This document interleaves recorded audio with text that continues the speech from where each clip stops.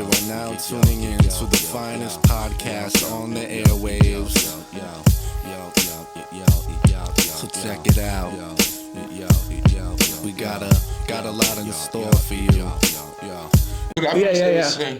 I hit the car because I bought the car with a dent in it. Right. So that's what they tried to say, but it wasn't true. Okay. So they were just saying anything Right. like a case stick. Right. And then again, I'm the only one that had full coverage insurance on my car. Right. So that made a big deal because... Did the other kid get arrested? Did he get in trouble? So the black... He hung himself. Like 3 months after the accident. Oh, he committed suicide? Yeah. Oh, shit. So that was another thing they said that with him too, that because of me that he did that, and I had nothing to do with it. But how was it, I don't understand, how was it your fault? He was behind you. Right. Coming up to pursue you, to make you want to race with him. Yeah. You know what I'm saying? You didn't tell this girl to hang out the window. Right. And I'm not saying this to be a dickhead. We're just trying to get the story right and get him right. So, and obviously nobody expected the little girl. Her and her dad were on a motorcycle. That's what happened? Yeah. Did you ever meet them? No. Never apologized or said anything like... No, but people I know knew him. So right. It's like obviously you're apologetic or whatever the word is. Yeah, you can't. That's like, it. You can't talk to none of your victims. Right. Oh, not even afterwards? Not even afterwards. Well, you can't afterwards after you're done with it all. Right, right. But I've been in jail so many times after it. Right, right. That's it. Yeah, you there, you? Still you there, you? Sometimes, like, most of the time, like, depends on certain scenarios. Yeah. Right. It do. Just with the little girl. I was just going to say more the little girl than anything else. Like, they're 12 years old and you look at a little innocent little thing. Did you see her? Nah, I didn't see it when it happened. I didn't know. Right. Oh, yeah, you said that, yeah. When I read it in the paper.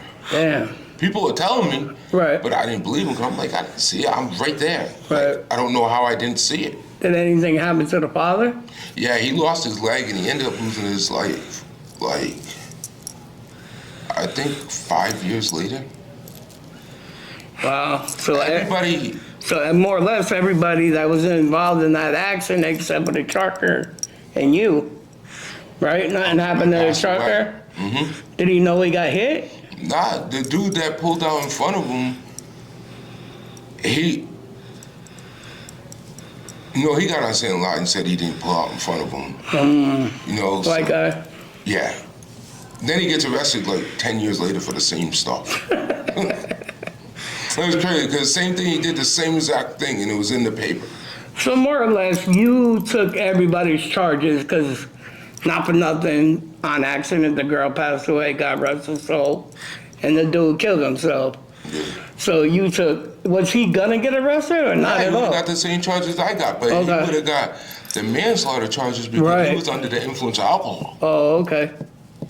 So that's what brings manslaughter charges. Right. If you're underneath under... And they tested you and everything, that way you...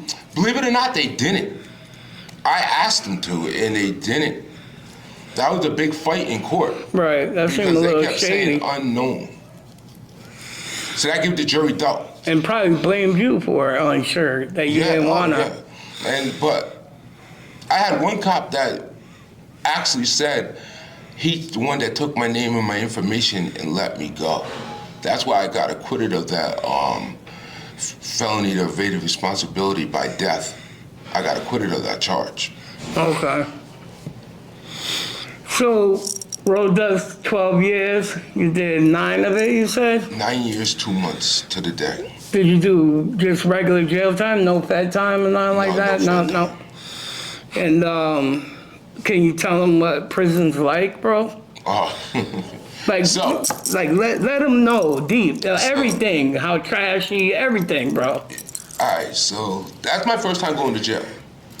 Like, first time going to jail, doing 12 years. 12 years. First time ever seen the inside wall. Even when I got found guilty, I bonded back out. So the day I got sentenced, my time started that day. So going through, not knowing people that went to jail, but they don't, like, you just hear the stories that they say. They don't know you got to go all over town. Like my thinking, I'm going to be in Corrigan the whole 12 years. I was like, all right, I'll just be right here. Yeah, right. Right. Like a month and a half later, I go to Walker. So, bullpen therapy. I don't know if anybody ever heard of that, but bullpen therapy is when you're in the bullpen for like 15 hours out the day. So, we're in Walker. I go to Walker. They ain't got no power in the cell.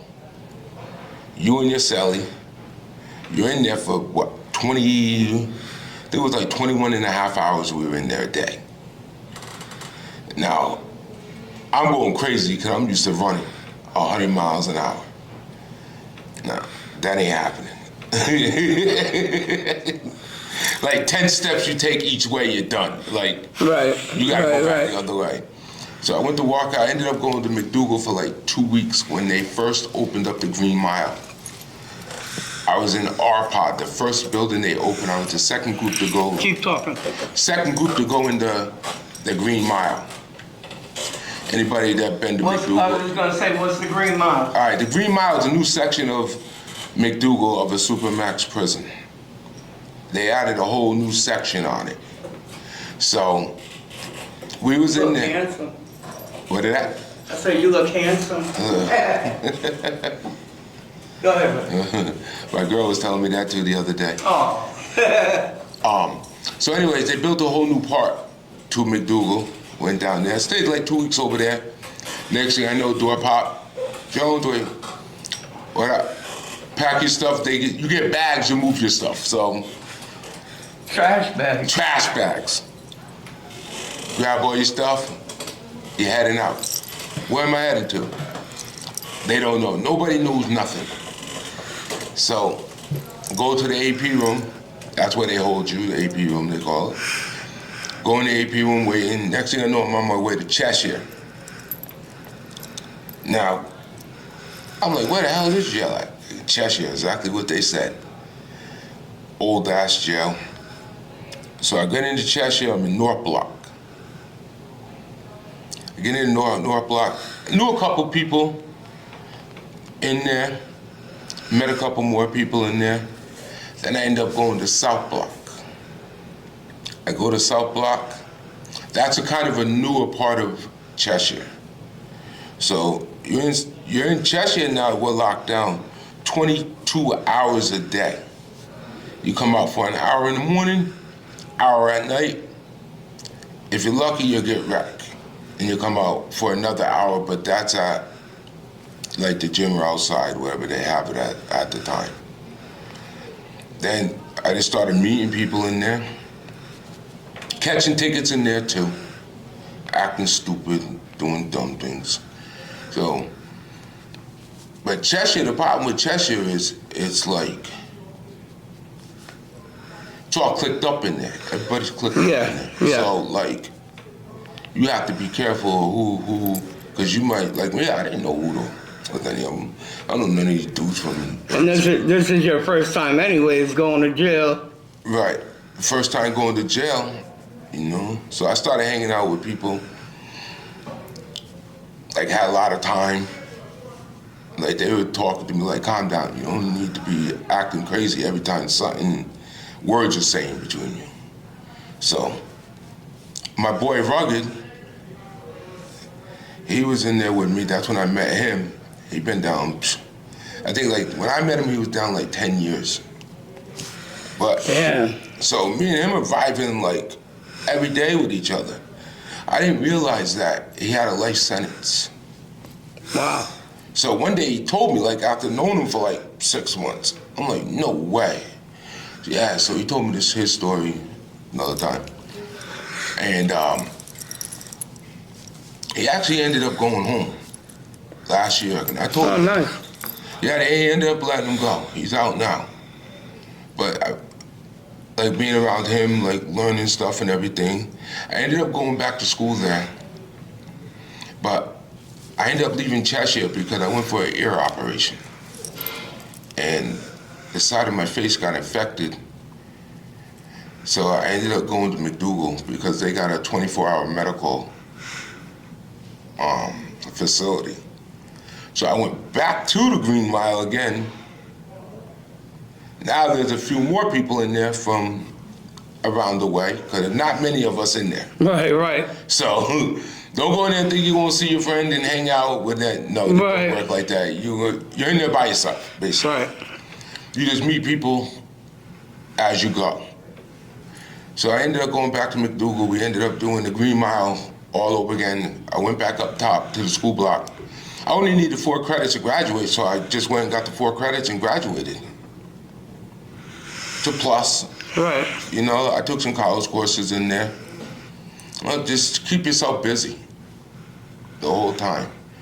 So from McDougal, I ended up going to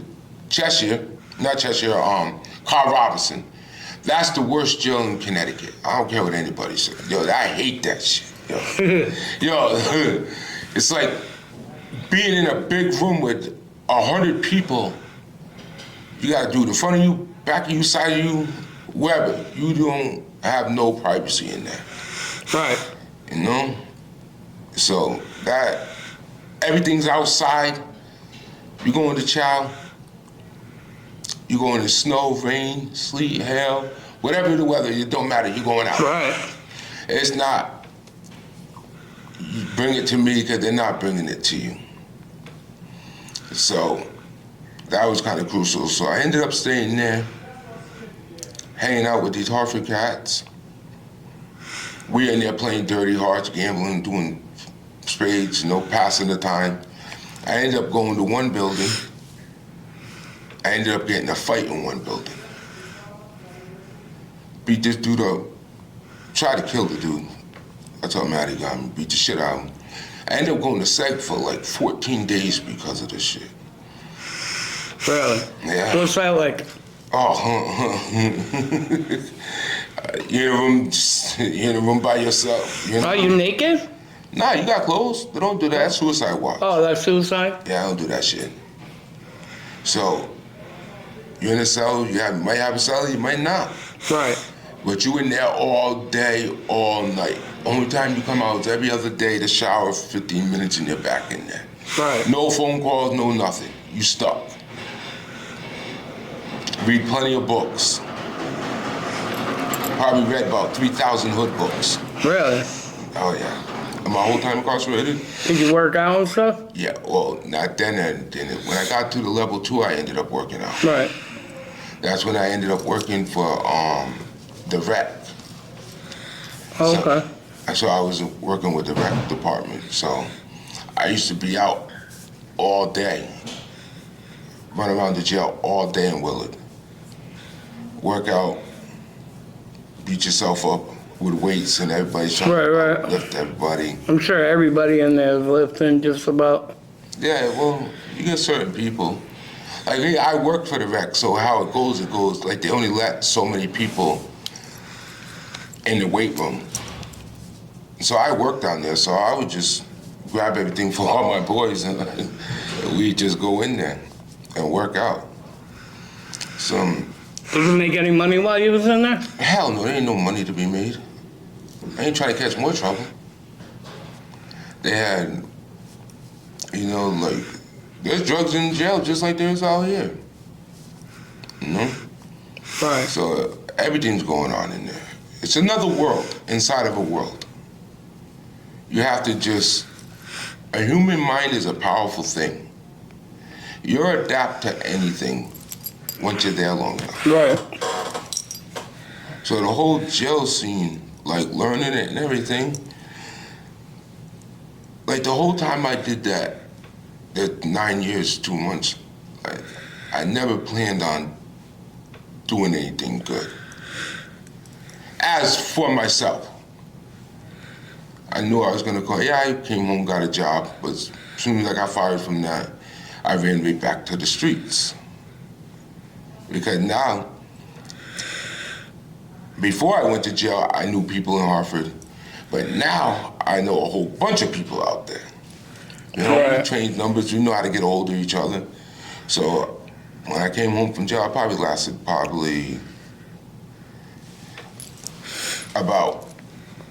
I came home 2014, but before I started selling, probably like 6 months after I got out, I started selling again.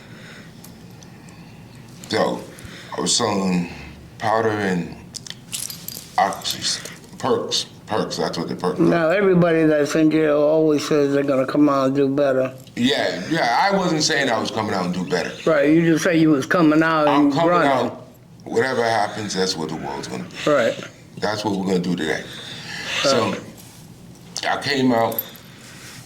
I started hustling again. You know, making money. Getting it. I ended up getting caught at, where'd I get caught at the first time? Oh, at the auto shop over there that we were running. I didn't get caught with it. Somebody else got caught with it. I don't even say no names. Whoever knows the story knows it. He ended up telling on me. And it all started because this girl wouldn't leave the shop. Showed me in my temper, she wouldn't leave. So I told him I'm gonna smash her in the head with a 2x4. She goes and calls the cops on me. I'm like, the cops come, bum rushing in there after me. Now, are you getting high by this time too? Yeah, I'm being high as hell. You are now tuning in to the finest podcast on the airwaves. So check it out. We got a lot in store for you.